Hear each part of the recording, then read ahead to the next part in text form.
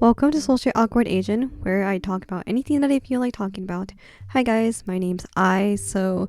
I was going to film AI talks, but I realized that my camera barely had any batteries, so I decided to just, record the audio because I thought that would be like a lot more easier. Because I was going to film AI talks, I don't really have a script, so I do apologize in advance if I end up like stuttering and if I can't really come up with things to say on the spot, because I suck at that, guys. I really, really suck at that. So yeah, let's go. I think many of you guys heard about this, but there's going to be a season 3 of the Japanese Produce 101, and it's going to be the female version for the first time. To be honest, I was really looking forward to this because, in Korea, the first season of Produce 101 was a girls version, and then, the male versions kind of started a bit later, or basically a year later.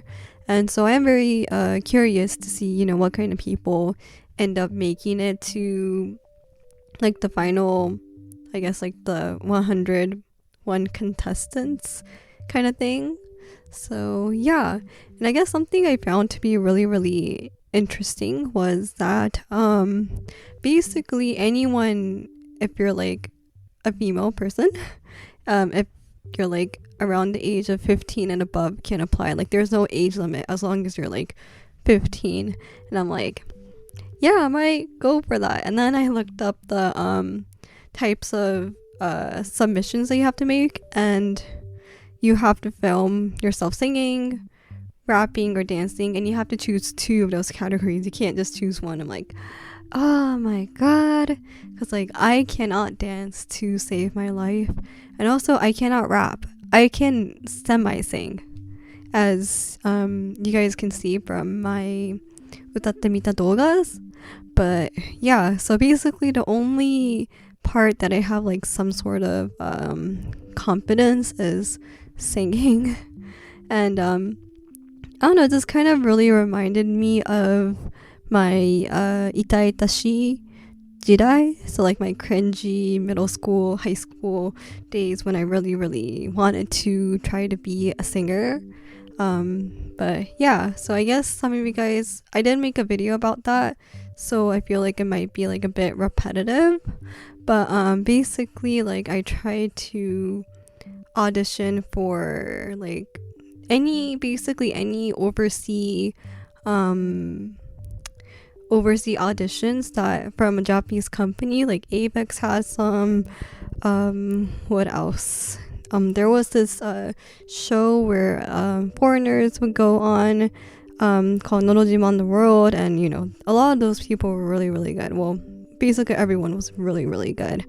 And I don't know, for some reason I had this confidence that I could make it onto the final stage kind of thing, which I never did.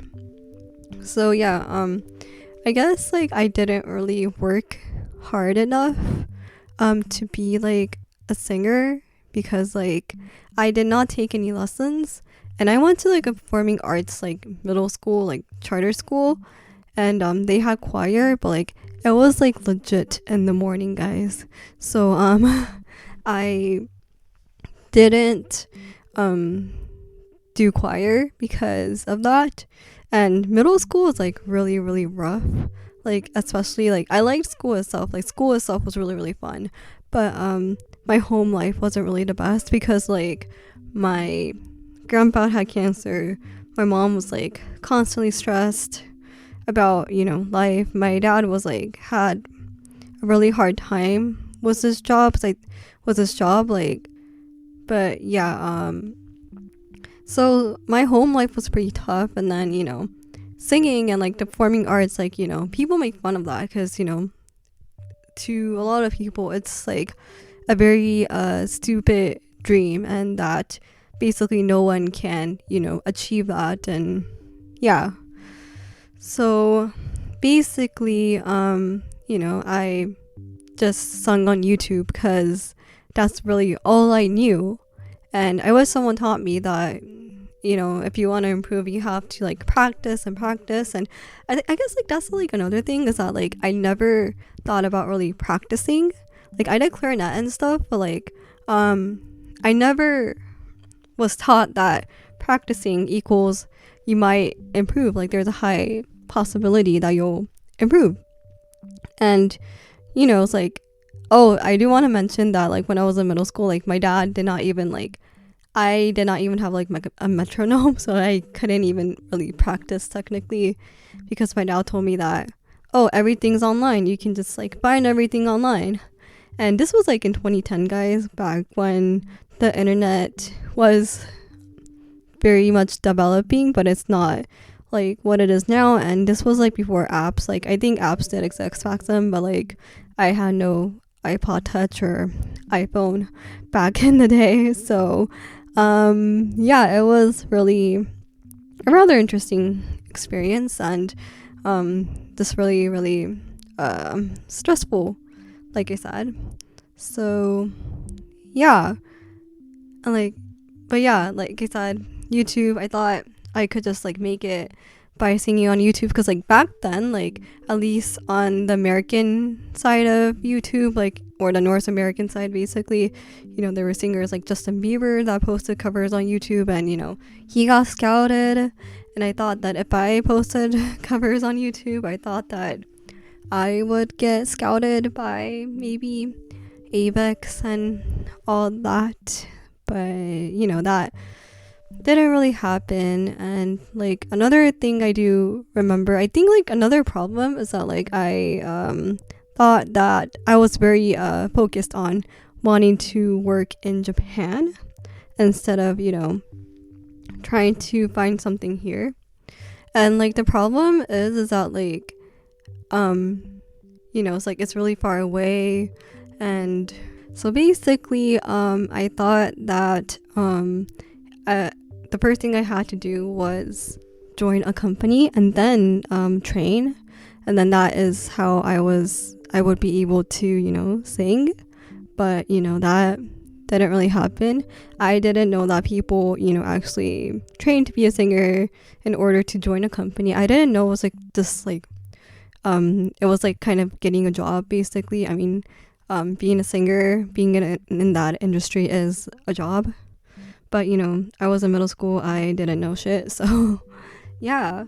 And then like I wanted to go to like Avex Artist Academy or like EXPG. And I remember when the EXPG in New York first opened, like I wasn't really a fan of LDH or anything, I just happened to hear that somewhere, and I thought maybe they'll open up in Oregon. But you know, Oregon's a very minor state compared to like states like New York or California, so obviously that didn't happen. I mean, we got one in LA, but that is not like a drivable distance for me just to attend a dance studio like that. So yeah, I think that was like another problem. I just waited. I thought, you know, opportunities will come to me, like I have to go to those opportunities basically. I did not expect that. So yeah, and that was like, I guess, a bit of like a cringe fest, I guess. Not a cringe fest, but that was something like, that was definitely like a mistake that I ended up making. But yeah, and okay, so like I kind of listened to like my recording so I could probably add some stuff and all that. But like one thing I do, another thing that you remember is like, yeah, no money. Like, I mean, I don't think it's like it's that we didn't have any money. It's just that my parents, my dad especially, like he was very keen on saving money, and he saw like spending money on extracurriculars like was kind of a waste of money, especially like really more of the pricier ones. I mean, obviously the pricier ones can be really considered to be, you know, a waste of money. And my mom really wanted me to take lessons and everything, but like I remember like being scared as heck to do anything outside of the house, and I feel like that really kind of also affected my life as an adult, because I wasn't really, like I said, I wasn't really used to leaving the house and doing things outside. And my mom really wanted me to do like piano. She wanted me to take voice lessons and everything, and I probably should have just listened to her, but like, I felt really scared because I never done those kind of things before. And when I lived in California, I was told that we were a poor ass family, so we can't do shit. I mean, I did like really short term programs that were like 6 weeks long, but I never did like long term programs where you take those lessons until you quit, basically. So it was like, why am I being forced to do these now when when my dad like legit like yelled at me like a crazy person because I told him that I wanted to try out piano. Like, I wasn't really, I just wanted to do it for fun. But to my dad, that was like a waste of money. And he was a broke ass grad school student on a student visa, so he couldn't like afford to do those kind of shit when I was in elementary school, like first, second grade, kindergarten to second grade kind of thing. So yeah, I don't want this to be too long, so I'm probably just gonna end it here. I do have a lot more things to vent, especially about my childhood. So yeah, if you actually listen to this to the very end, thank you guys so much, and I'll see you guys in the next one. Bye.